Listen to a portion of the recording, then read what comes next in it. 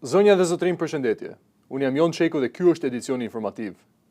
Presidenti Amerikan Donald Trump deklaroi se kishte qenë vetëm një orë larg urdhrit për sulm ndaj Iranit përpara se ta shtynte vendimin e tij për të dhënë më shumë kohë negociatave. Ai paralajmëroi se SBA mund të godasë sërish Iranin nëse nuk arrihet marrëveshje për programin bërthamor.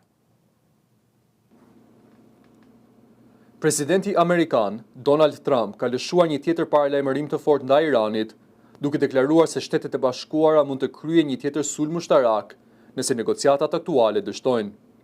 Gjatë një deklarate në Washington, Trump tha se kishte qenë vetëm një orë larg marrjes së vendimit për të urdhëruar një sulm ndaj Iranit, por se kishte vendosur ta shtynte operacionin pas kërkesave për më shumë kohë në negociata. Isha një orë larg marrjes së vendimit për të sulmuar. Ata e dinin që ishin shumë afër.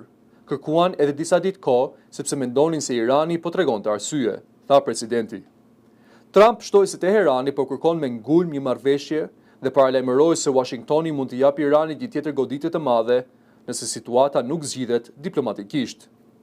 Presidenti amerikan tha gjithashtu se SBA është e gatshme të presë vetëm disa ditë të tjera, deri në fundjavë ose fillimin e javës së ardhme, pasi, sipas tij, Irani nuk duhet të lejohet të zotërojë armë bërthamore.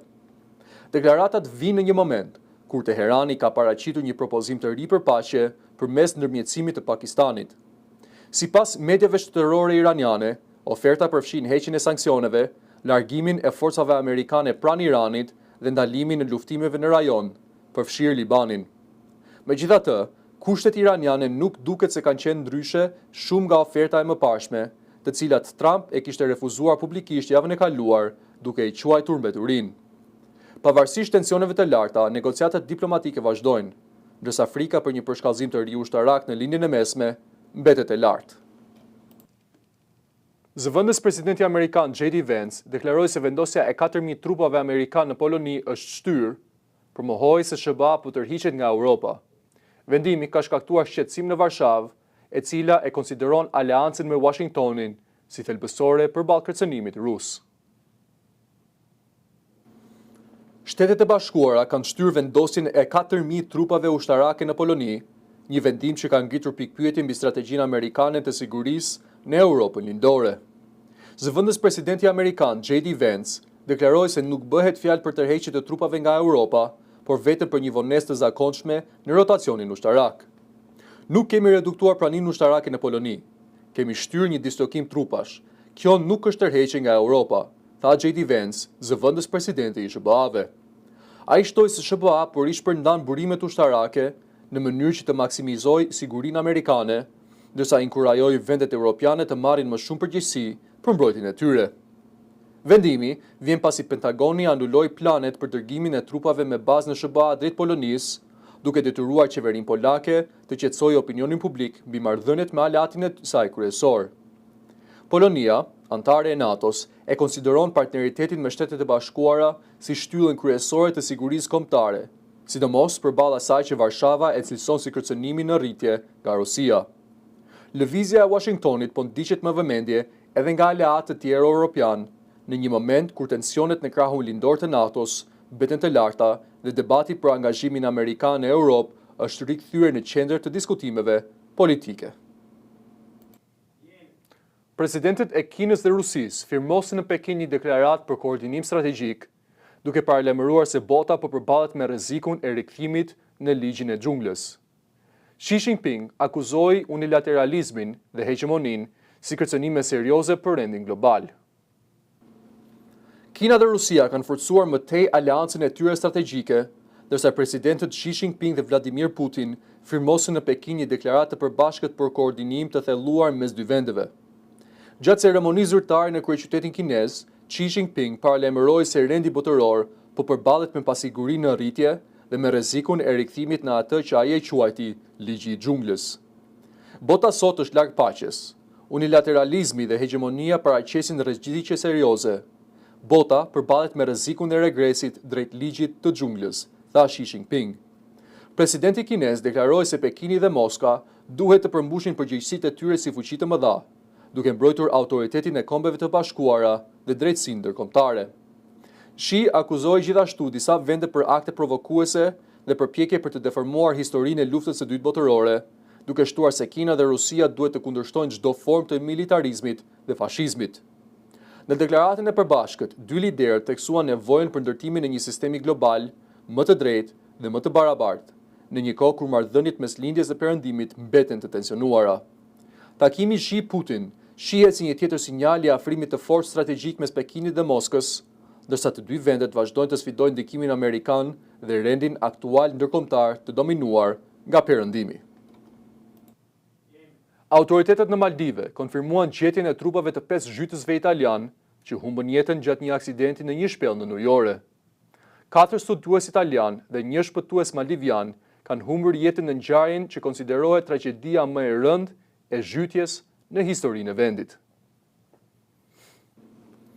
Autoritetet në Maldive kanë konfirmuar gjetjen e trupave të 5 zhytësve italian që humbën jetën gjatë një ekspedite në ujore javën e kaluar, teksa po hetojnë shkaqet e aksidentit fatal në një shpellë të thellë në ujore. 5 zhytësit italian hynë në shpellë gjatë një misioni kërkimor shkencor në ujërat e Oqeanit Indian. Trupi i instruktorit të grupit u gjet të premte në një thellësi prej rreth 60 metrash në ujë. Sipas hetimeve paraprake, autoritetet po shqyrtojnë disa faktorë të mundshëm që mund të kenë çuar në tragjedi, përfshirë dyshimet se grupi mund të ketë zbritur shumë më thellë se sa ishte planifikuar. Ekspedita drejtohej nga Monica Montefalcone, profesore në Universitetin e Gjenovës dhe specialiste e ekologjisë detare, e njohur për kërkimet e saj në ujërat e Maldiveve. Mes viktimave është edhe vajza e saj, ndërsa 4 nga të tjerët ishin pjesë e ekipit kërkimor universitar. Tragjedia u rëndua edhe më shumë pasi një shpëtues maldivian humbi jetën gjatë përpjekjeve për rikuperimin e trupave nga shpella në ujore. Universiteti i Gjenovës deklaroi se ekipi ndodhi në Maldive për të monitoruar mjedisin detar dhe ndikimet e ndryshimeve klimatike mbi biodiversitetin tropikal. Ngjarja konsiderohet aksidenti më vdekjeprurës i zhytjes i regjistruar ndonjëherë në historinë e Maldiveve. Ukraina po rrit ndjeshëm përdorimin e dronëve me rrezet të mesme veprimi, duke goditur objektiva ushtarake dhe rafineri nafte thellë në territorin rus. Analistët thonë se këto sulme po ngadalsojnë ofensivën ruse dhe po ndryshojnë dinamikën e luftës. Sulmet ukrainase me dron po shkaktojnë gjithnjë më shumë probleme për Rusinë, si në vijën e frontit, ashtu edhe thellë brenda territorit të saj. Pamje nga qyteti rus Ryazan në jug të Moskës treguan e re të mëdha tymi të zi pas një sulmi Ukrainas ndaj një rafinerie nafte, ndërsa analistët ushtarak thonë se Ukraina po përdor me efektivitet të lartë dronët me rrezet të mesme veprimi. Sipas ekspertëve të mbrojtjes dhe komandantëve Ukrainas, këta dronë po përdoren për të goditur mbrojtjen ajrore ruse dhe linjat logjistike 10 kilometra pas vijës së frontit, duke hapur rrugën për sulme më të thella ndaj objekteve energjetike dhe ushtarake ruse. Zyrtarët Ukrainas deklarojnë se muajt e fundit janë investuar më shumë burime në të ashtu quajturat sulme të mesme, që zakonisht kryen në distanca nga 30 deri në 160 kilometra pas vijës së luftës. Analisti finlandez Emil Kastelhemi tha se kontrolli me zjarr i këtyre zonave i lejon Ukrainës të monitorojë dhe të godasë vazhdimisht të vizet e forcave ruse. Ndërkohë, operatorë ukrainas të dronëve deklarojnë se trupat ruse ndihen relativisht të sigurta rreth 80 kilometra larg frontit dhe shpesh nuk fshehin pajisjet ushtarake, gjë që i bën më të lehta objektivat për sulm. Analistët perëndimor vlerësojnë se sulmet e thella ukrainase kanë detyruar Rusinë të zhvendosë sistemet e saj të mbrojtjes më larg frontit, duke krijuar më shumë hapësirë veprimi për dronët ukrainas. Instituti Amerikan për Studimin e Luftës thotë se avancimi rus në fushë betejë është ngadalësuar muajt e fundit, pjesërisht për shkak të këtyre sulmeve, por edhe për shkak të fortifikimeve ukrainase dhe terrenit të vështirë. Megjithatë, ekspertët theksojnë se vetëm sulmet me dronë nuk mjaftojnë për të ndryshuar rrjedhin e luftës, por ato po luajnë një rol gjithnjë më të rëndësishëm në dobësimin e kapaciteteve ushtarake ruse. Lituania shpalli alarm për rrezik ajror dhe pezulloi fluturimet në aeroportin e Vilniusit pas dyshimeve për hyrjen e një droni në hapësirën ajrore të vendit. NATO aktivizoi misionin e policisë ajrore, ndërsa qytetarëve ju kërkua të strehoheshin menjëherë. Momente tensioni dhe paniku janë regjistruar në Lituani pasi autoritetet shpallën alarm për rrezik ajror për shkak të dyshimeve mbi hyrjen e një droni në hapësirën ajrore të vendit. Ministri lituanez i mbrojtjes deklaroi se një objekt ajror ishte zbuluar mbi territorin e Lituanisë dhe se misioni i policisë ajrore të NATO-s ishte aktivizuar menjëherë për ta ndjekur dhe neutralizuar. Kemi një depërtim ajror në hapësirën tonë ajrore.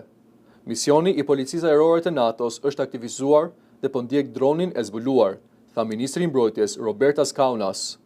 Si pasojë e alarmit, fluturimet në aeroportin e kryeqytetit Vilnius u pezulluan përkohësisht, ndërsa qytetarëve ju kërkua të gjenin strehim. Alarmi u transmetua edhe brenda ndërtesës së parlamentit lituanez, ku përmes sistemit të brendshëm të komunikimit u bë thirrje që të gjithë personat të drejtoheshin menjëherë drejt strehimoreve më të afërta. Qendra Kombëtare për Menaxhimin e Krizave deklaroi se alarmi u lëshua pasi një dron në Bielorusinë fqinje u pa duke fluturuar në drejtimin e Lituanisë. Megjithse, origjina e tij ende nuk është konfirmuar. Ngjarja vjen vetëm një ditë pasi Estonia njoftoi se një avion luftarak i NATO-s kishte rrëzuar një dron të dyshuar Ukrainas mbi territorin estonez.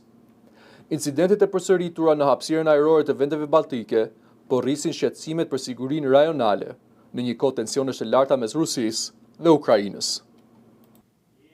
Rreshtet e rrëmbyeshme kanë shkaktuar përmbytje masive në jug dhe qendër të Kinës, ku të paktën 20 persona kanë humbur jetën. Autoritetet kanë mbyllur shkolla, biznese dhe transportin, ndërsa ushtria dhe ekipet e emergjencës po evakuojnë banorët nga zonat e rrezikuara. Përmbytje vdekjeprurëse kanë goditur një pjesë të madhe të Kinës qendrore dhe jugore, ndërsa rreshtet intensive të shiut vazhdojnë prej disa ditësh. Autoritetet kineze raportojnë mbi 20 viktima dhe dëme të mëdha materiale në disa provinca të vendit. Pamjet të publikuara nga mediat lokale tregojnë makina të marra nga rrjedha e fuqishme e ujit në provincën Guizhou, ku automjetet janë përplasur mes tyre pas përmbytjeve të menjëhershme.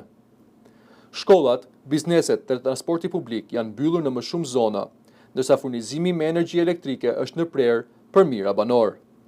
Në provincën Hubei, ekipet e emergjencës dhe ushtria janë angazhuar në operacione shpëtimi për të nxjerrë banorët nga zonat e përmbytura, përfshirë shumë të moshuar.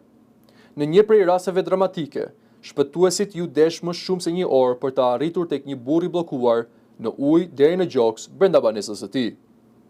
Pamjet ajrore tregojnë sipërfaqe të tjera të mbuluara nga uji në provincat Hubei dhe Hunan, ndërsa situata mbetet kritike edhe në Guangxi, ku të paktën 10 persona humbën jetën pasi një kamion ra në një lum të fryrë nga rreshjet. Qeveria kineze ka akorduar rreth $22 milion për ndihmë emergjente dhe rikuperimin e zonave të goditura. Agjencia Kombëtare e Motit paralajmëron rrezik të lartë për rreshqitje dheu, përmbytje të menjëhershme dhe bllokime të mëdha urbane në disa provinca të tjera, ndërsa stuhit pritet të lëvizin gradualisht drejt lindjes dhe jugut të vendit në ditët në vijim. Banorët në Khan Yunis në Gaza thonë se një sulm ajror izraelit ka dëmtuar një linjë ujore dhe ka shkaktuar krater të madh në zonë. Ngjarja vjen pas urdhrave për evakuim, ndërsa autoritetet nuk kanë dhënë ende koment zyrtar për incidentin. Në Khan Yunis të Gazës, banorët kanë inspektuar të martën pasojat e një sulmi ajror, i cili sipas tyre ka goditur një linjë kryesore furnizimi me ujë dhe ka lënë një pjesë të madhe të zonës pa ujë të pishëm. Pamjet nga vendngjarja tregojnë një krater të madh në tokë dhe çadra të dëmtuara, ndërsa banorët thonë se infrastruktura jetike është shkatërruar, duke e bërë jetesën edhe më të vështirë për civilët e zhvendosur. Sipas dëshmive lokale, linja e ujit shërbente për të gjithë zonën dhe dëmtimi i saj ka ndërprer furnizimin për mijëra persona që jetojnë në tenda dhe struktura të përkohshme. Një banor u shpreh se zona ishte konsideruar e sigurt për strehim, por tani familjet nuk dinë ku të shkojnë pas shkatërimeve të fundit dhe mungesës së ujit. Sulmi në zonën Mawasi të Khan Yunis u krye pas një urdhri evakuimi të lëshuar në orët e parë të mëngjesit, ndërsa ushtria izraelite nuk ka dhënë ende një koment zyrtar për incidentin.